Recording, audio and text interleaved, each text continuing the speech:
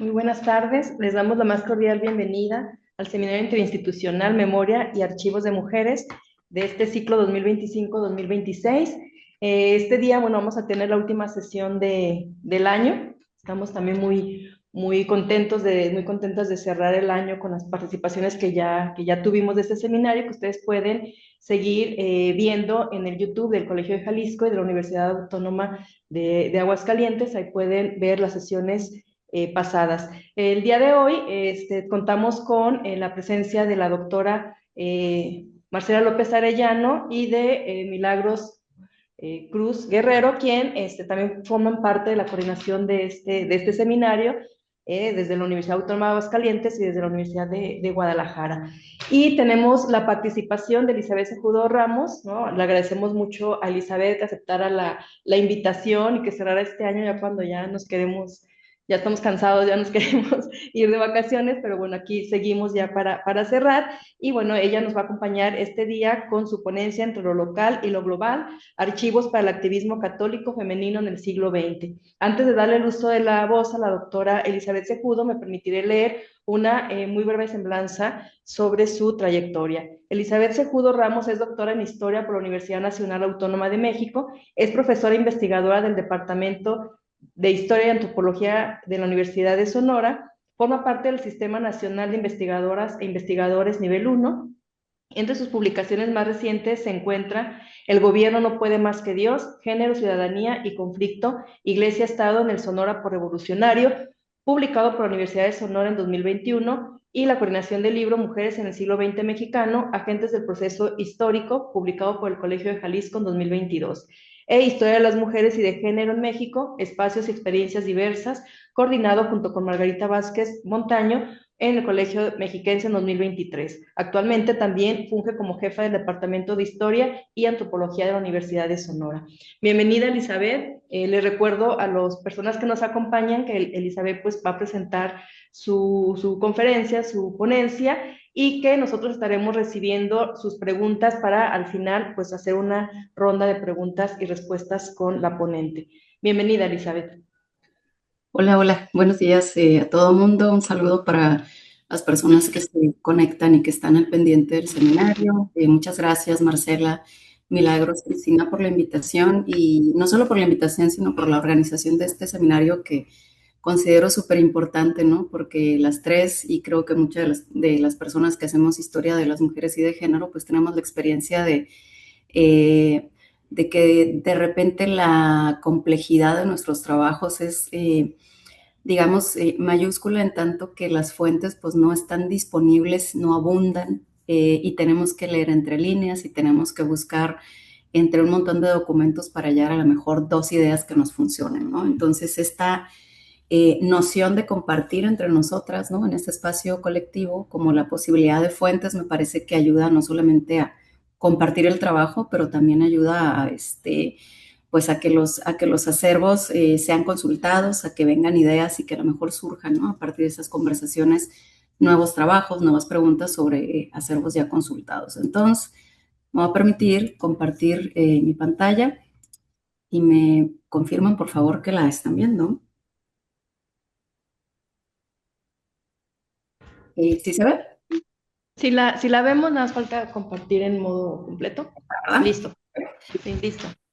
Gracias. Bueno, como bien lo comentaba Cristina, traté de, digamos, eh, establecer en el título un poco la lógica de mi trabajo de investigación. Este trabajo al que hago referencia es uno que realicé para la tesis doctoral ya hace tiempo, sin embargo, son fuentes a las que he acudido frecuentemente para seguir haciendo como otros trabajos.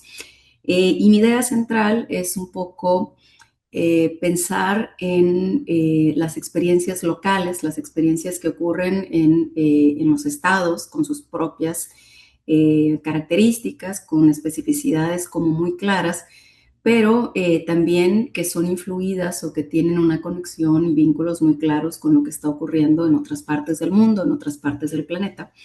Entonces, bueno, un poco la experiencia que yo tuve con respecto a esa investigación es pues una variedad, una multiplicidad de fuentes que pues me hizo reflexionar no solamente para el proceso de escritura, ¿no? Esta relación eh, local global, sino también las propias fuentes forman parte de esta conexión, ¿no? Entonces, un poco lo que les voy a platicar son los archivos que consulté, más o menos qué fue lo que obtuve de cada uno de estos elementos, ¿no? ¿Cuál era el interés de investigación de este trabajo? Que ustedes pueden ver en el libro que fue publicado en 2021 y que además es de acceso gratuito. Entonces, ahí lo pueden googlear y lo pueden descargar si es de su interés. Pero bueno, esta pregunta que llevó el trabajo de investigación o este objetivo central era particularmente analizar la participación de mujeres católicas laicas en un conflicto religioso que se deriva en Sonora en la década de los 30, enmarcado pues en un principio de siglo, digamos, marcado por tres olas anticlericales, que digamos la que conocemos más quizás es la llamada cristiada, el conflicto armado católico entre 26 y 29. Sin embargo, a propósito de las particularidades de lo local, pues acá en Sonora la que tuvo mayor fuerza fue esta tercera ola anticlerical, o que se llamó también campaña desfanatizadora. Yo había encontrado muy poca información con respecto a la campaña de entrada, con respecto a las políticas anticlericales que se desarrollan en Sonora. Eran más apuntadas de pronto, ¿no? Como algo anecdótico, como algo, digamos, que pasó y que de pronto en la literatura católica era algo sumamente importante, que fue llamado la persecución. Y en la historiografía, digamos, producida acá por el campo académico en Sonora, pues no había sido abordada con mayor profundidad, más allá de algunos libros y algunos elementos que mencionaban el conflicto y que por allá de pasada mencionaban algunas mujeres que reclamaron con respecto a, ¿no? Lo que yo creía es que las mujeres habían tenido una participación muy importante, me parece a mí que definitiva, lo puedo sostener a estas alturas, en la resolución de ese conflicto. Y bueno, de entrada me interesaba reconocer cómo es que participaron ellas en el conflicto, por qué participaron, tratar de explicarme por qué se da esta participación y cómo el conflicto, cómo esta crisis cambia también algunas cosas en tanto a su identidad como mujeres católicas, ¿no? Es decir, cómo la crisis presupone también que hay ciertos cambios de roles y que de alguna manera, pues, aunque sea de forma mínima, se trastoca, ¿no? Como este modelo de mujer católica con el que ellas crecieron, tal vez. Esta fue como el origen de la investigación. Es una investigación que pues, tuvo muchos retos, particularmente la ubicación, ¿no? De las fuentes para poder dar primero con un tema muy poco cubierto por la historiografía regional, al que se le ha puesto poco atención en la historiografía nacional también, porque como les decía, se ha centrado en la segunda ola, entre 26 y 29. Entonces, pues bueno, el reto era importante, pero bueno, también las preguntas que yo tenía me motivaban para ir a buscar a donde pudiera la información que requería, ¿no? ¿Cuáles eran como los grandes retos que yo tenía? Durante la campaña desfanatizadora que ocurre entre 1931 y 1937 más o menos, quizá un poquito en el 38, pues los templos fueron desocupados y fueron, digamos, asignados a pues organizaciones afines al gobierno revolucionario. Muchos de los objetos que se encontraban en los templos pues, fueron destruidos, incluido la documentación que se fue generando durante esos años en los archivos de las iglesias, ¿no? Entonces, es muy difícil encontrar documentos eclesiásticos del periodo. Prácticamente, pues son unos cuantos los que sobrevivieron, ¿no? En ese sentido, también pues tenemos muy poquitos documentos que efectivamente hablen sobre la experiencia de las mujeres, ¿no? Entonces, una de las limitantes que yo encuentro en las fuentes que pude consultar es que tuve que reconstruir la voz de las mujeres a partir de los otros. Encontrar sus motivaciones, encontrar las características de su participación, casi, casi a partir de lo que otras personas contaban sobre ellas, ¿no? También, pues, se reconoce que hay una predominancia de fuentes que rescatan los discursos públicos de líderes políticos y de la jerarquía eclesiástica, que, bueno, son los que abundan, pues, ¿no? Y otro gran reto de la investigación es que yo tuve que reconstruir el escenario, los actores y sus motivaciones. Es decir, no había, una disculpa por ese ruido, no había pues un libro o una historiografía sólida que me dijera, bueno, esta fue la campaña desfanatizadora, así se constituyó, estos fueron las principales dimensiones, ¿no?, que lo abarcaron. Es algo que yo tuve que reconstruir en mi trabajo, entonces era primero ponerles el escenario, después ir identificando quiénes fueron las actoras y luego tratar de escarbarle allá las motivaciones, ¿no? Entonces, siempre traté de mantener el equilibrio entre lo fáctico, ¿no? Que fáctico, digamos, con todas las precauciones de la palabra, es decir, lo que pasó, y tratar de recuperar en la medida de lo posible cómo las personas vivieron ese proceso, ¿no? Que de pronto pues es una motivación mucho más compleja, ¿no? Y mucho más difícil de conseguir. Bueno, ¿por dónde empezamos con esta búsqueda, ¿no? Yo, como resultado de mi tesis de maestría, pues hice una investigación, o para obtener mi grado de maestría, pues hice una investigación enfocada en los discursos que produjeron las mujeres en la prensa de Sonora durante el periodo cardenista, más o menos, ¿no? También está acceso libre por si les interesa. Entonces, en este libro yo lo que encuentro es, digamos, un discurso público producido por mujeres que era además imperativo y que más allá de digamos, producir un periodismo íntimo, ¿no?, que hablaba, ¿no?, sobre estos asuntos domésticos, sentimentales, pues era como una invitación muy clara, ¿no?, por parte de las mujeres que escribían acerca de su papel o lo que tenían que hacer estas mujeres para que la revolución efectivamente pues llegara a la meta propuesta, esta justicia social, este progreso a través de la justicia social. Evidentemente, los discursos que yo pude revisar en los periódicos que tuve oportunidad de revisar en ese momento, pues finalmente eran discursos dominantes, ¿no? Eran discursos que estaban alineados de alguna manera con un gobierno federal, con una figura tremendamente sólida, fuerte, como es Lázaro Cárdenas del Río, y con un gobierno pues afianzado de alguna forma acá en Sonora en el callismo, ¿no? Entonces, ¿cómo encuentro en estos discursos dominantes pues a otras personas o a otras ideas? Pues lo hago a través de quienes critican a las otras, ¿no? De que estas mujeres que fueron llamadas beatas, que fueron llamadas ignorantes, que fueron llamadas fanáticas, me aparecían en los discursos críticos que hacían muchas mujeres revolucionarias sobre la esclavitud, ¿no? Y estoy entrecomillando que muchas mujeres en Sonora pues tenían con respecto a los sacerdotes y particularmente al obispo Juan Navarrete.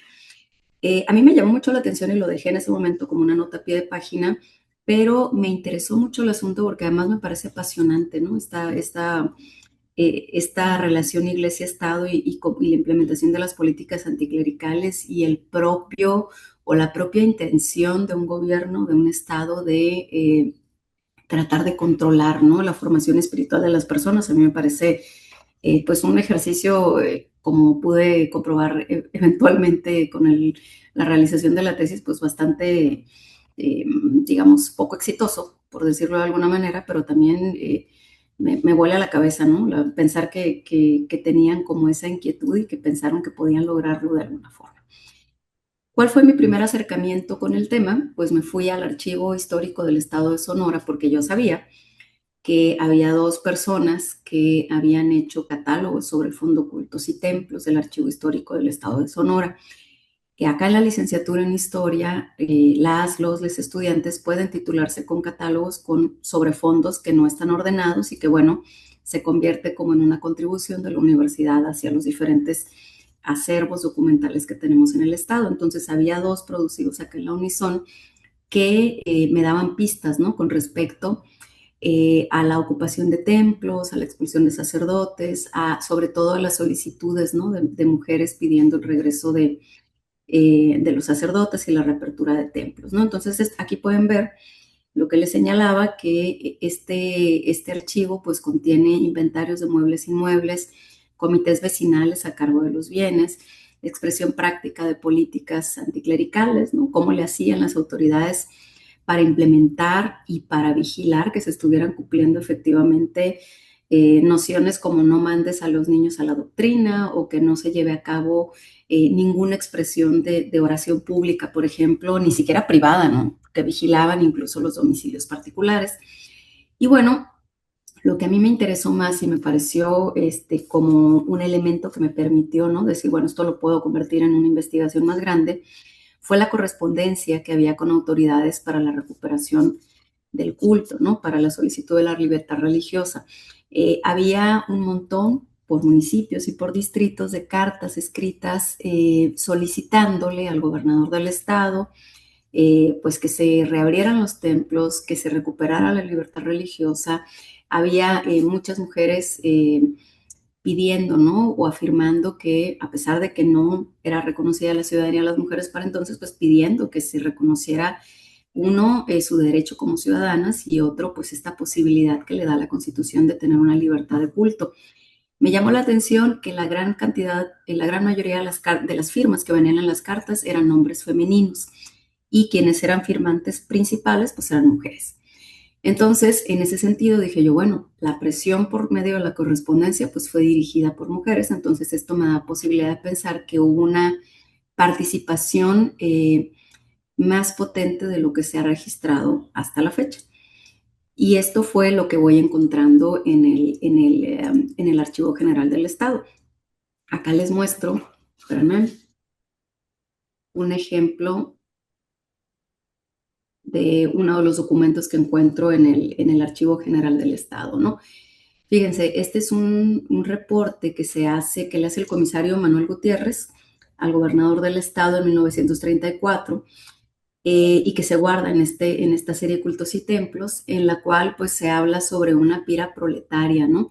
Cómo se le va informando al gobernador de todos los municipios que se cumple, ¿no? Su orden de hacer una recolección de fetiches, como les llamaban ellos, en todos los hogares, que todas las infancias que asistían a las escuelas llevaran pues su cartita, su estampa, ¿no? Su imagen religiosa, su, digamos, otros objetos que encontraran y que se quemaran en una hoguera, que le llamaron hoguera socialista, hoguera comunista, pira proletaria, que al mismo tiempo se cantaba el himno socialista o el himno iconoclasta, ¿no? Que era como pues un himno para que el estudiantado viera, ¿no? La inutilidad que tenía el clero y pues bueno, este es un reporte, ¿no? Y de muchos que llegaron y que se guardaron en este fondo que nos dice, ¿no? Cómo funcionaba también la campaña desfanatizadora además de cómo pues las personas expresaban su molestia y expresaban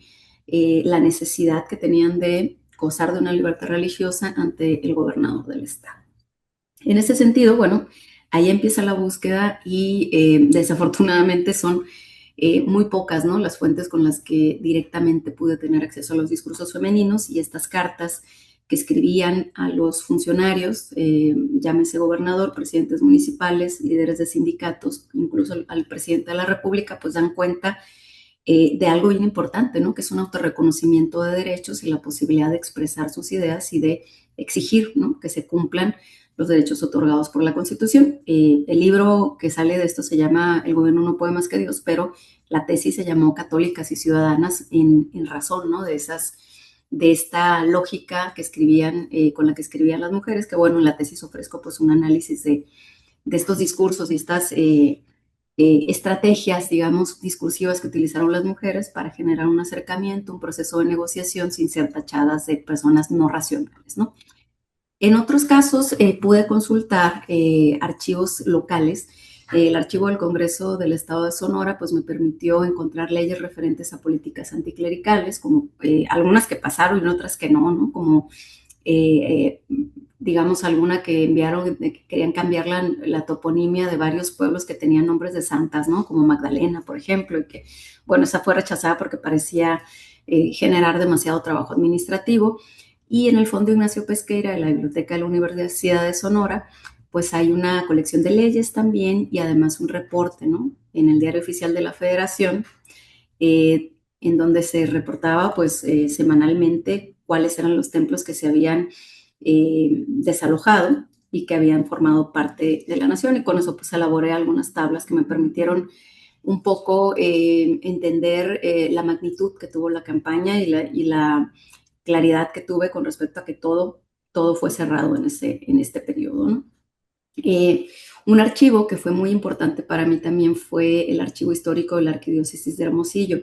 A pesar de que no quedan muchos documentos del periodo que a mí me interesaba estudiar, me fue muy útil para uno de los capítulos del libro que habla sobre la pastoral social contra la que se, digamos, enfrenta el gobierno del Estado con la campaña desfanatizadora, una pastoral que pues tenía una influencia social muy importante y que es a partir de un proyecto de catolicismo social del obispo Navarrete que construye durante la década de los 20. Entonces, toda esa periodo, digamos, lo pude comprender a través de una correspondencia entre el obispo y los sacerdotes de las diócesis, que pues me fue posible comprender un poco la pobreza de la diócesis, la reticencia que tenían algunos sacerdotes de hacer la chamba y pues de pronto la propia frustración de los obispos.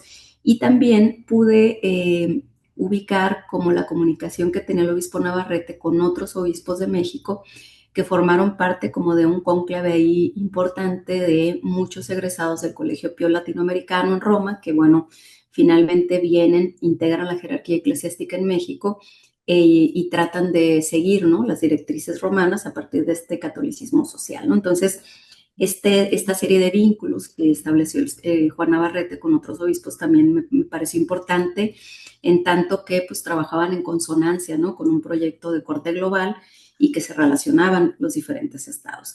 Se encontraron también cartas pastorales y un documento que yo encontré muy valioso, que fue el reglamento de la Liga Diocesana de Sonora, que me dio el dato, por ejemplo, de que esta liga pues estaba con digamos, una estructura completamente femenina, ¿no? Entonces el propio reglamento citaba ahí que tenía que haber una presidenta, secretaria, prosecretaria, tesorera. Entonces era un proyecto el más importante y el que financiaba la diócesis, pues completamente escrito para mujeres, ¿no? En cuanto a los archivos nacionales, pude consultar dos que me parecen centrales y ahorita les cuento el tercero que se me olvidó poner acá, ¿no? El Archivo Histórico del Arzobispado de México, el AHAM, me parece que es un archivo impresionante, ¿no? Un archivo súper bien ordenado, como todos los archivos eclesiásticos, hay que decirlo. Y que bueno, ahí lo que yo encuentro justamente es la comunicación del obispo Navarrete con otros obispos de la República y con Pascual Díaz, que es como era el, digamos, la autoridad en el caso mexicano. Entonces, bueno, a mí me fue muy útil para encontrar información con respecto a la década de los 20, particularmente la participación que tuvo el obispo de Sonora en el conflicto entre 26 y 29, que eso no entró necesariamente en la investigación que se enmarcaba, pero fue para una investigación posterior en la cual yo hice la revisión de qué fue lo que pasó o cómo se expresa en Sonora esta segunda ola anticlerical entre 26 y 29, partiendo de que desde que empecé el trabajo de doctorado me dijeron en Sonora no había católicas y ni pasó nada. Entonces, pues bueno, son trabajos que han tratado de recuperar una resistencia diferente, un abordaje distinto, pero finalmente resistencia, ¿no? Y aquí pueden ver algún ejemplo que pongo, ¿no?, con respecto a los intentos que hace el obispo Navarrete de negociar, ¿no?, el conflicto armado católico y la conversación que generaba con sus superiores y con sus pares. Otro de los archivos, antes de entrarle al del Vaticano, que me pareció bien interesante y que yo pensaba que iba a encontrar muchas cosas, fíjense, es el archivo que está en el archivo histórico que está en la Universidad Iberoamericana, que agrupa a la Acción Católica y el archivo de las damas católicas, ¿no? Siempre se me olvida el nombre de la asociación, me va a regañar la Sofía Crespo, pero bueno, yo iba a buscar a ver, bueno, cuál es la conexión que tiene Sonora con la agrupación más importante de mujeres y de catolicismo social en México, ¿no? Y de repente, pues, no encontré nada. Iba y no había pues nada de la acción de Sonora en la Acción Católica hasta 1939. Busqué el directorio, ¿no?, de las damas católicas, de la Unión de Damas Católicas, y no encontré absolutamente nada hasta finales de la década de los 30. Pero encontré algo que me pareció bien interesante. Una carta del obispo Navarrete hacia la directora de las damas católicas, diciéndole que en Sonora pues las mujeres no estaban organizadas y que pues no era posible formar una filial de las damas porque pues no había manera de que aquí tuviéramos un proceso organizativo que se equiparara al que tenían allá. cosa que evidentemente luego de ver el trabajo que hizo Navarrete solo con mujeres, pues no era cierto. Mi lógica me dice que pues el no encontrar nada significa no que no hubiera intenciones quizá de las mujeres, sino que había pues una contención por parte del obispo que no quería perder también el control que tenía sobre la organización de las mujeres acá. Es una hipótesis, pero bueno, finalmente no encontré nada, pero encontré algo, ¿no? Y eso a veces resulta frustrante no tener información, pero es importante pensar que también el silencio nos dice cosas, ¿no? Y bueno, finalmente la visita al Archivo Secreto Vaticano fue durante el doctorado en una estancia de investigación en el que tuve la posibilidad de estar por un mes en Roma y visitar diariamente el Archivo Secreto Vaticano.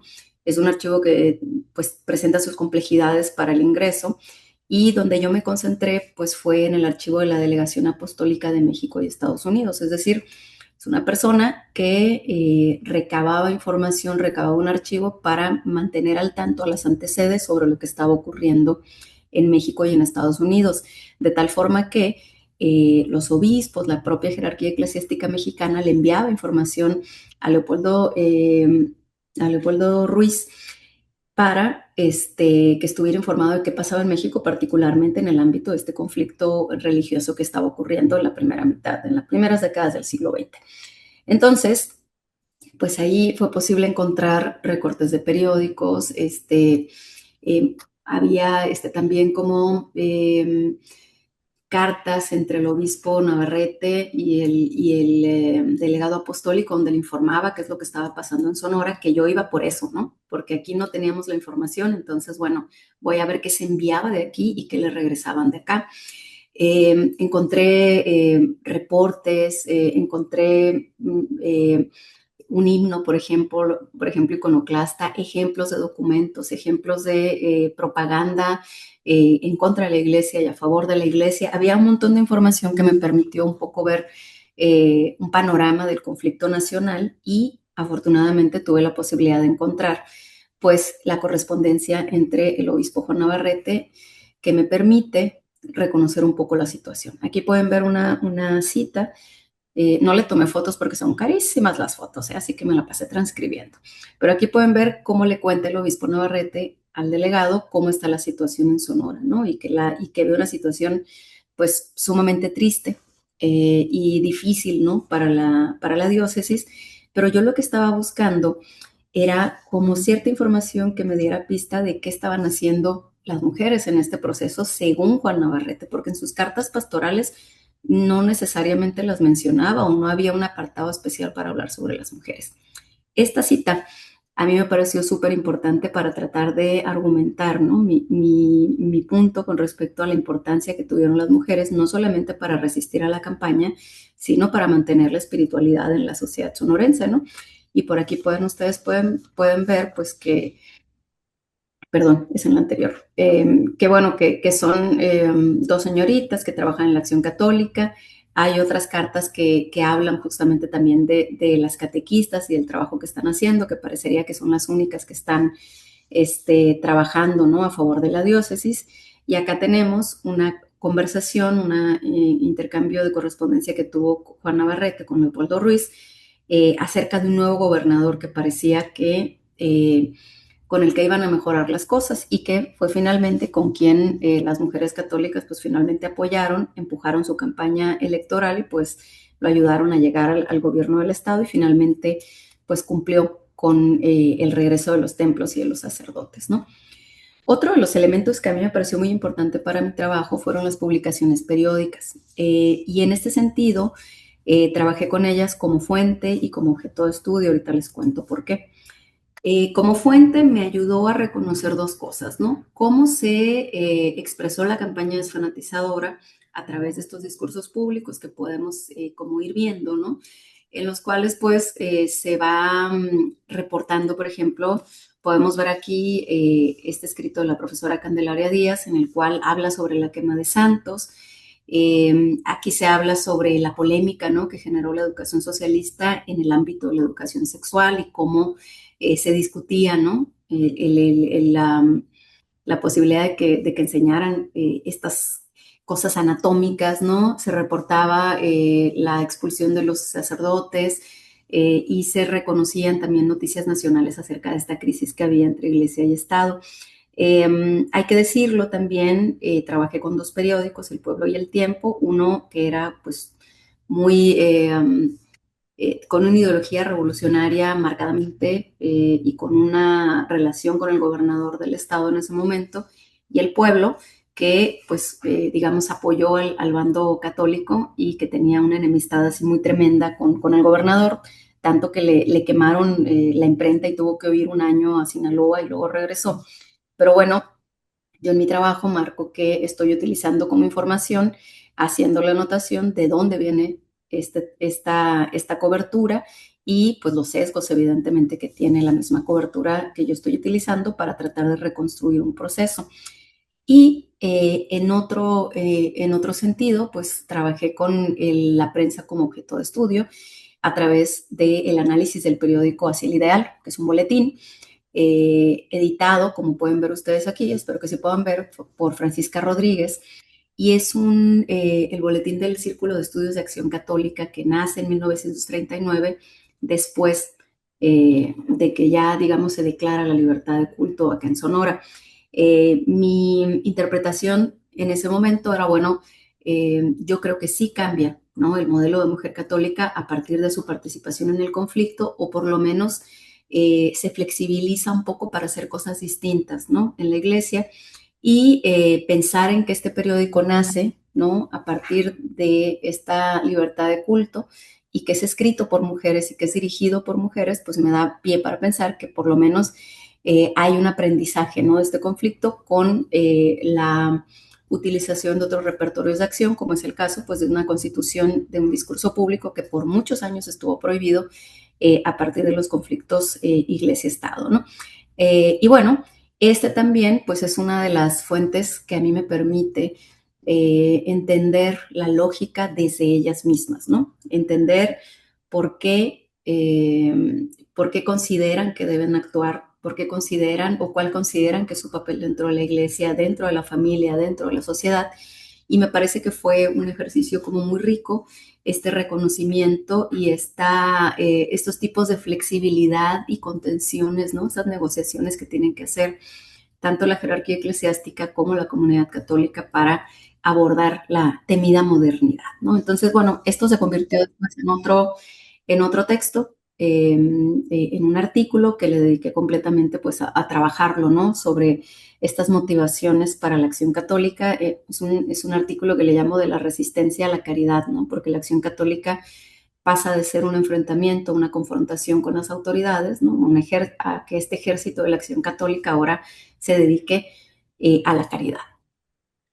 Por otro lado, y ya para ir cerrando, van los recursos digitales, algunas cosas que encontré desde la comodidad de mi computadora que también me fueron muy útiles para el trabajo, ¿no? Por un lado, pues está el archivo de la Santa Sede del Vaticano, que concentra todas las encíclicas, cartas pastorales y otros mensajes producidos por todas las personas que han ocupado el papado en los últimos siglos, y me fue muy útil para entender el pensamiento de la jerarquía eclesiástica desde el siglo XIX hasta acá, y me fue particularmente útil tratar de reconstruir o formar o modelar este modelo de mujer católica, ¿no? Este deber ser y tratar de contrastarlo un poco con el estatal, que después ya, pues evidentemente, pues no tenía muchas diferencias, ¿no?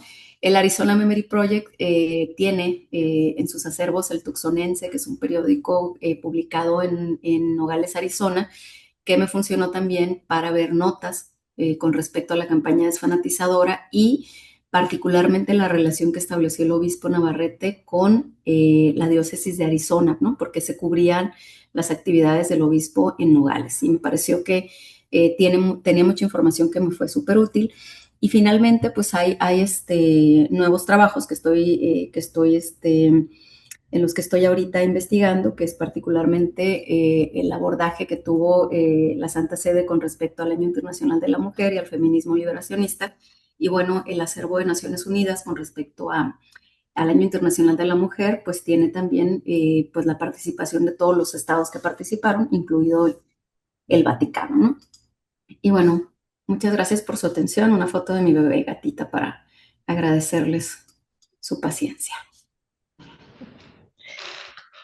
Muchísimas gracias, Elizabeth, por presentarnos además de la gatita, de presentarnos este recorrido, esta ruta, ¿no? De los archivos y que, bueno, como nos la fuiste presentando, fue ir a veces pues sí, de lo más cercano, ¿no? De los archivos más cercanos, a lo mejor que uno los ve como los más básicos, hasta llegar a archivos más especializados en el tema, ¿no? Entonces, esta ruta que al final de cuentas, pues es como vamos empezando a hacer las investigaciones y también como nos muestras cómo esos archivos te han llevado, pues sí, a hacer una tesis, pero también a más artículos, ¿no? De todo lo que has ido encontrando y cómo, pues las tesis, pues no podemos abarcar todo lo que quisiéramos, entonces nos dejan mucho material para seguir trabajando con el mismo tema, ¿no? Entonces, pues, muchísimas gracias por esta ruta que tú nos acabas de presentar. Y bueno, pues vamos a dar paso a las preguntas. Ahorita no tenemos todavía preguntas del público. No sé si Milagros, Marcela, quieran hacer alguna pregunta. Oye, Cris, Bien. antes pasó porque creo que me cuatrapié con las diapositivas, pero se me olvidó mencionar el Archivo General de la Nación, porque Ah, ahí lo visité, trabajé con la de HIPS, que es la Dirección de Investigaciones Políticas y Sociales, y a partir de los informes de los agentes pude conocer la situación del conflicto católico en Sonora y además como pude tener como algunos datos con respecto al apoyo que las mujeres católicas le dieron al candidato que buscaban que ganara la elección, ¿no? Y que finalmente ganó. Y ya. sí, muchas gracias. Fíjate que yo hace tiempo consulté el Archivo General, ya hemos visto que ha cambiado mucho. Había muchísimas cartas que le llegaron al presidente de distintos países felicitándolo por la manera en que trató el conflicto religioso, ¿no? Con ese Mm. discurso que tú nos mencionas de acabar con el fanatismo, con las mujeres, o sea, como que era un movimiento de mujeres, ¿no? También ya a la distancia sí lo veía, entonces creo que, pues como tú dices, es otro de los archivos muy importantes para todos, ¿no? Los historiadores en México.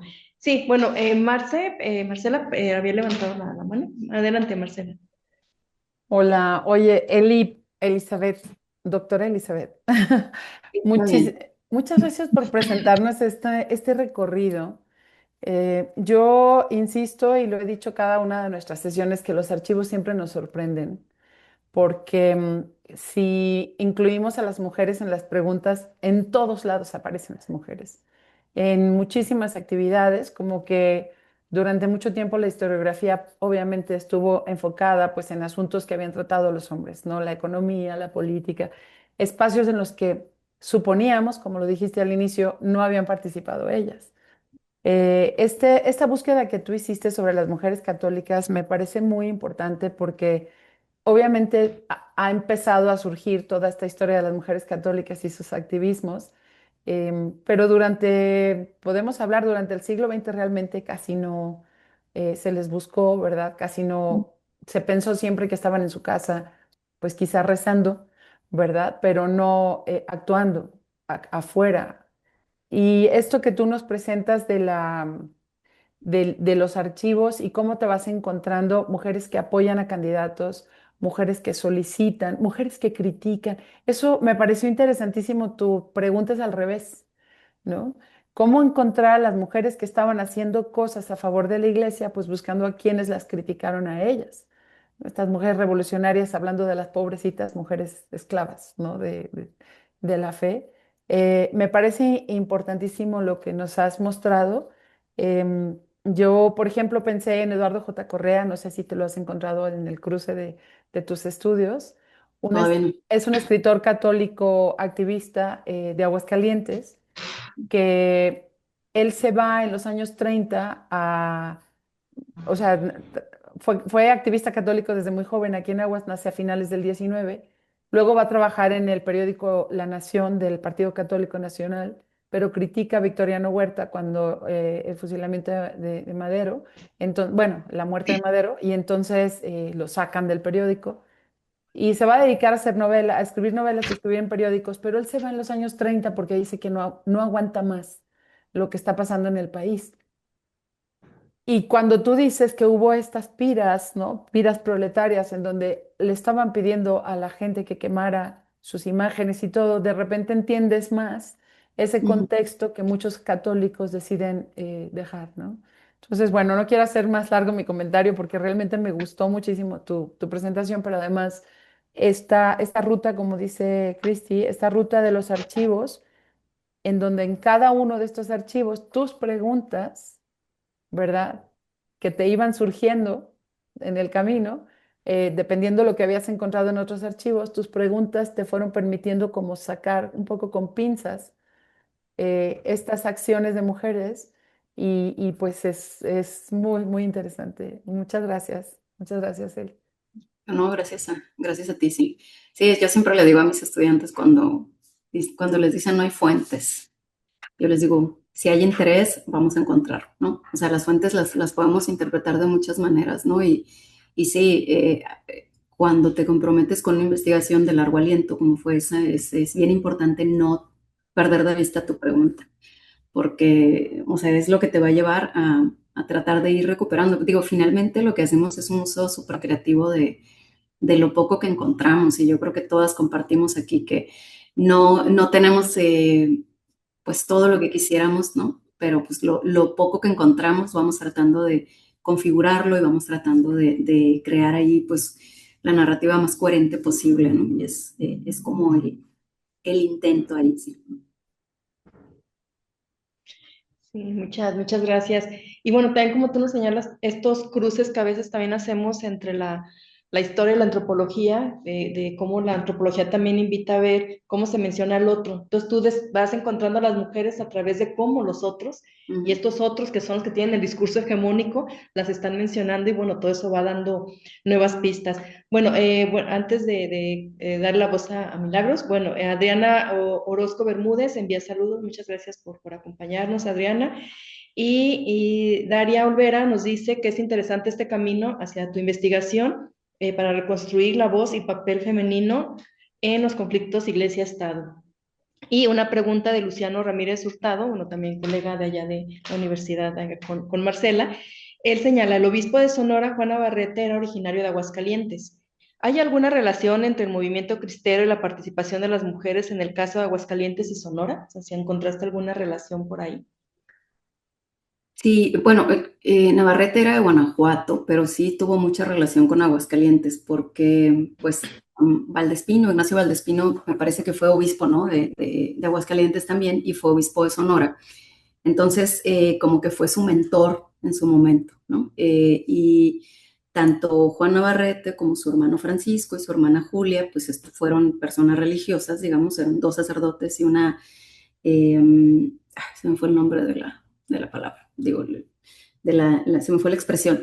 Pero bueno, sí hay mucha relación en tanto siguieron comunicándose.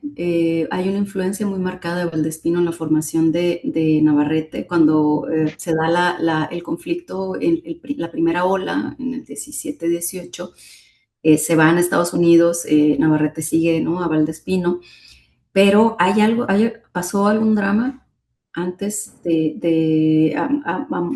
antes del periodo del conflicto armado católico entre ellos dos. Parece que hay un anillo, un conflicto, una cosa así, y hay una ruptura en la relación. Entonces el vínculo Aguascalientes-Sonora como que se rompe. Todavía no sé por qué, todavía no he podido encontrar por qué, y no sé si lo encuentro en algún punto, pero yo no encontré vínculos directamente de la Liga Diocesana de Sonora, que es como la organización de la Acción Católica acá, con otros estados. No había, en realidad, Navarrete era muy como bastante, y lo decía, él decía que hacía una acción católica a la sonorense, y eso significaba, porque la acción católica implica bastante posibilidad de agencia por parte del laicado, y él decía que como en Sonora la gente era muy bronca, que había mucha indiferencia religiosa, entonces la Acción Católica La Sonorense era, digamos, mantener una autoridad mucho más cercana y un control como más efectivo sobre, porque si no la gente se le iba, ¿no? Entonces, yo no he logrado encontrar contactos con otros estados hasta la década de los 40, ¿no? Entonces, realmente en el conflicto armado católico, lo que sí sé es que había comunicación con lo nacional a partir, por ejemplo, del boicot económico promovido por la Liga Nacional de la Defensa Religiosa, como elementos que sí me dan a entender que había un contacto, pero no he encontrado entre mujeres estas conexiones que hubiera estado maravilloso. Bueno, ya estaría otro libro de esa, imagínate, ¿no? De los vínculos ahí, pero no, desafortunadamente no encontré algo así muy específico, como sí hay, por ejemplo, de las profesoras que estaban a favor de la campaña con Tabasco, ¿no? Que ahí sí hay una relación quizá que más clara, no tampoco tengo mucha información al respecto, pero sí está establecida, ¿no? Muy bien, muchas gracias. No sé, Milagros, si tienes algún comentario antes de Pues continuar. solamente felicitar a Eli, como siempre, ¿no? Siempre es un gusto y un placer escucharte, Eli, sobre todo en el marco de este seminario, ¿no? Que investigaciones como la tuya nos permiten repensar a las mujeres, no en un sentido como comúnmente se les ha tenido, ¿no? En la historiografía pasiva, sino que dentro de su condición, ¿no? O sea, eran bastante activas y sobre todo cuando las pensamos como un sentido religioso, las pensamos como con la pasividad, pero no tienen un activismo, no buscan unas maneras de actuar dentro de un conflicto polarizador en todos los sentidos, ¿no? En esa tercera ola, sobre todo con Cárdenas en el poder, en un estado sonorense, callista. Entonces es sumamente interesante, pues, porque has visibilizado los intereses de ellas a través de otras voces, ¿no? Sus actuaciones, sus luchas, mujeres que tienen voz, ¿no? Y que se encuentran también en las voces de otras mujeres, como esto de las críticas, ¿no? La prensa y que lo vemos en tu investigación. Y si lo pensamos en esa perspectiva, pues a quienes estudiamos mujeres en entornos como el tuyo, ¿no? Católico, Cristi, que también lo ha hecho Marce, o yo en la doméstico, pues entonces también encontramos mujeres hablando de otras mujeres y eso nos permite ampliar más la posibilidad de las búsquedas de fuentes, como lo hiciste tú con tu investigación y lo acabas de demostrar. Y también pensar, bueno, entonces, ¿qué mujeres tienen voz? Como en el caso de Francisca Rodríguez, que está en la prensa, este periódico, es una mujer de una clase social, y lo mencionaste, ¿no? Pasaron de la resistencia a la claridad. Entonces hay un sentido de clase social. ¿Quiénes eran estas mujeres? Entonces, me quedo como con esa interrogante, estamos sobre tiempo, pero sí lo quería mencionar porque me parece que sería una intersección que permite entender qué tan activistas eran, por qué y quiénes eran ellos, ¿verdad? Pero bueno, no, muchísimas felicidades y muchas gracias por aceptar la invitación. Bueno, gracias a ti. Sí, a mí también me encantaría saber quiénes, o sea, saber más de lo que tengo ahora. Ahorita estoy trabajando en algo más sobre los 40 y particularmente sobre un poco las campañas de moralización. Pero sí, o sea, no tengo, quisiera tener como más posibilidades quizá de hacer una suerte de prosopografía o encontrar quiénes no fueron particularmente, aunque luego de pronto también eso sale de mis propios, de los intereses que han llevado, ¿no? Como mis trabajos, pero yo creo que me parece que es algo muy valioso y que se tiene que hacer, ¿no? Que ahí está el espacio para que igual se le entre, ¿no? Yo espero que así sea. Muchas gracias. Bueno, también Alejandra Villegas Valles nos deja este comentario. Dice, me llama mucho la atención cuando habla de la historiografía, su reconstrucción de la historiografía femenina en ese periodo, debido también a una posición política y existencial. Usted decía, no eran ciudadanas, pero levantaban la voz, tenían una posición. Muchas gracias y señala que buscará tus publicaciones. Y bueno, también me quedé pensando también en esta pregunta bueno, lo que te comentaba Milagros, ya para irse cerrando. Acá en Guadalajara, pues tú sabes que el movimiento fue, como ya se ha visto, pues muy distinto, ¿no? Porque había muchísimas, ¿no? Muchísimas mujeres participando y la estructura de clase era muy clara, ¿no? O sea, las encabezaban, por ejemplo, Catalina Palomar de Berea, que era una mujer que enviudó muy joven, que venía de una familia de hacendados, Loten se queda con las propiedades de su marido, y yo localicé, por ejemplo, que mientras el arzobispo estuvo fuera de Jalisco, que se fue a Orozco y Jiménez, que pues autoexilia, ¿no? Para que no los encarcelen. Ellas tuvieron muchísima participación política y como tú señalas, luego llegaba el obispo y las contenían. Otra vez ya no figuran, ¿no? Y se va y ellas, como los hombres se tenían que esconder, pues obviamente ellas son las que salían y las que no solo hacían cuestiones de caridad, ¿no? Que son muy importantes en la época porque también estamos hablando de la revolución, el periodo postrevolucionario, sino también muy politizadas. Y llegaba el arzobispo y otra vez se nota, ¿no? Se nota que ya no figuran, o sea, las contenían porque pues había toda una intención, ¿no? Para contenerlas y tú no lo estás señalando.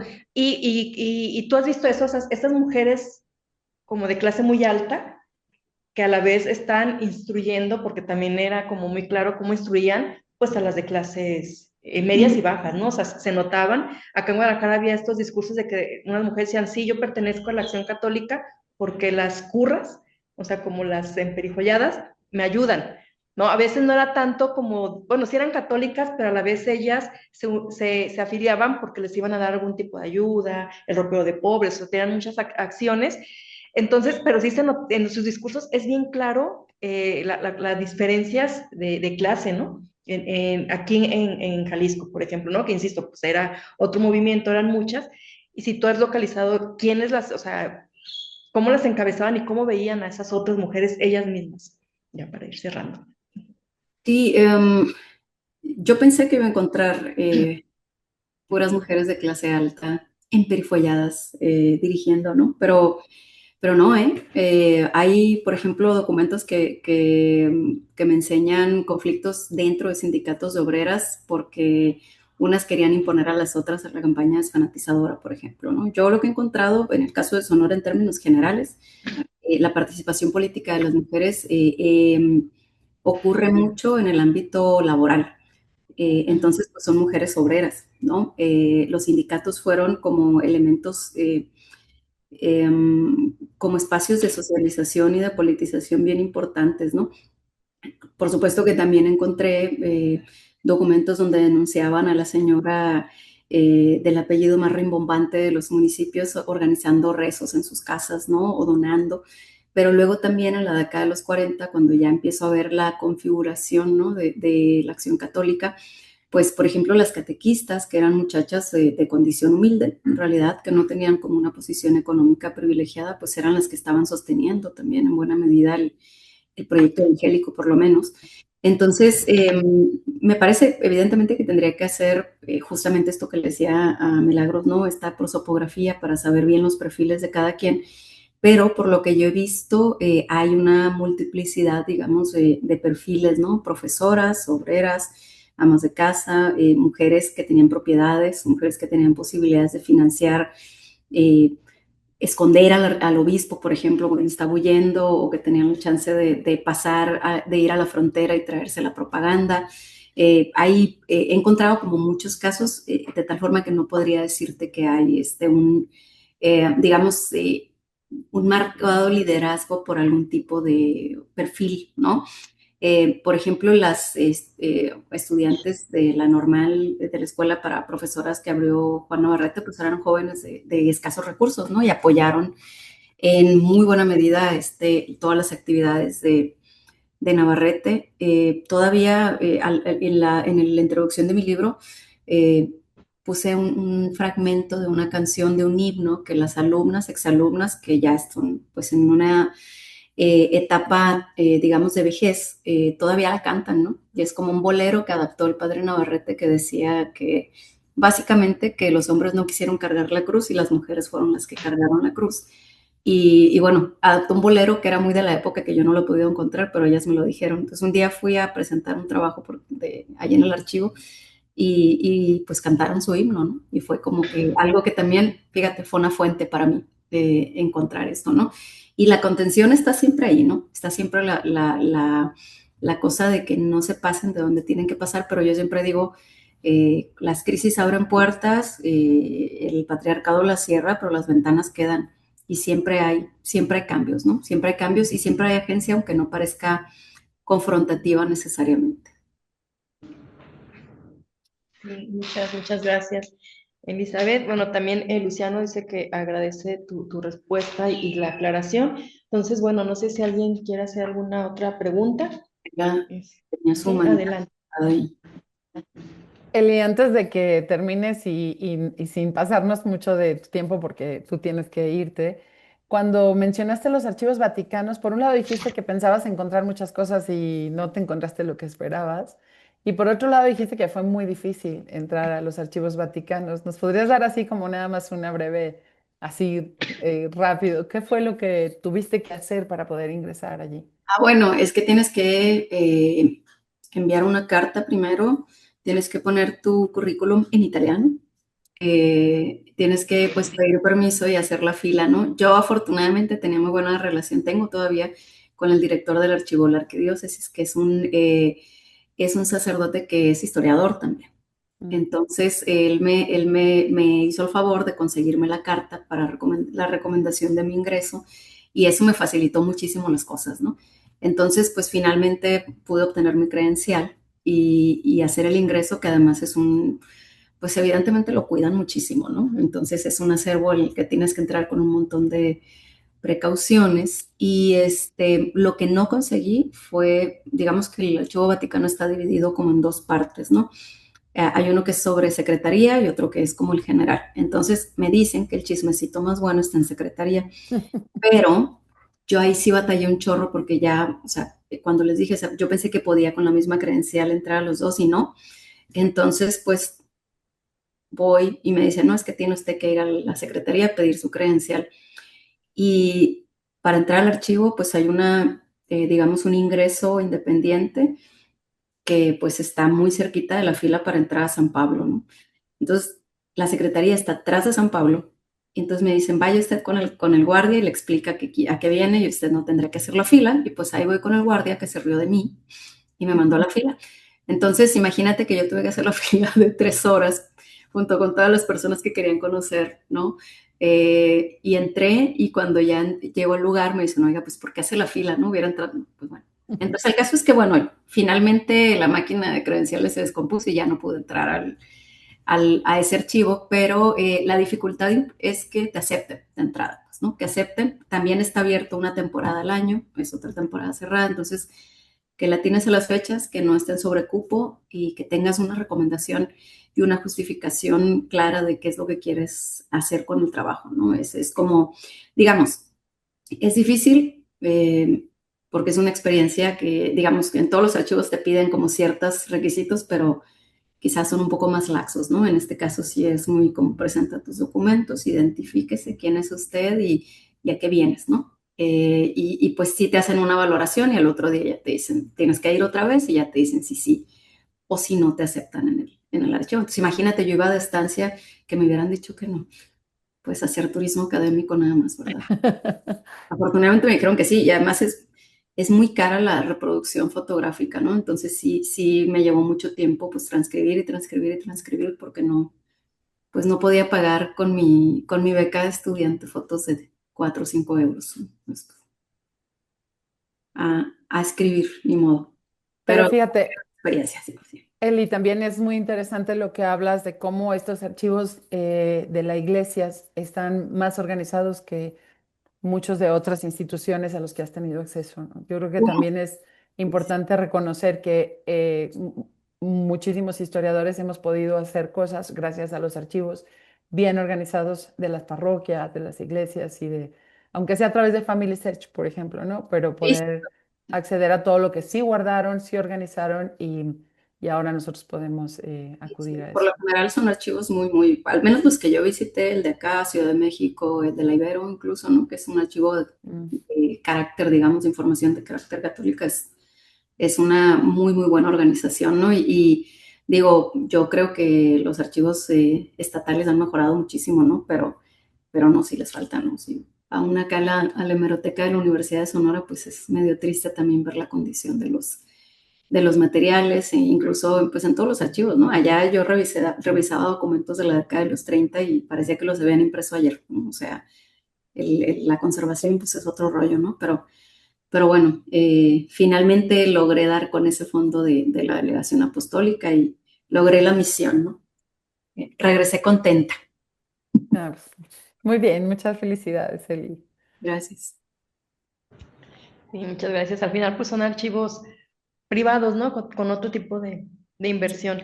Bueno, también Adriana Orozco te pregunta si tienes el bolero, si se puede buscar en autores o compositores. Recuerdo que la doctora Tere hace tiempo también reconstruyó un himno, ¿no? Que encontró ahí la partitura. Ujú. ¿Tú tienes o ahí te lo contaron y ahí quedó? No, fíjate, lo único que tengo es la grabación que hice en Ah, su momento de las señoras cantando. Es un coro de exalumnas de la Escuela de San Ignacio, se llama. Y me dijeron, o sea, cuando presentaron, yo fui con ellas y les pregunté, oigan, pues esto de dónde salió, y dicen que se los enseñó el obispo, ¿no? Que es algo que él escribió y que se basó en un bolero de la época, pero no he podido, o sea, traté de encontrar porque pues, lo cambió todo, ¿no? No he podido, ahí está en mi libro igual, y si alguien tiene la curiosidad y la generosidad de buscarlo, pues estaría buenísimo. Me muy cuenta. bien. Y Alberto Carlos Flores Baez, pues también te dice que excelente tema. Bueno, Muchas gracias. no sé si alguien tenga alguna otra pregunta.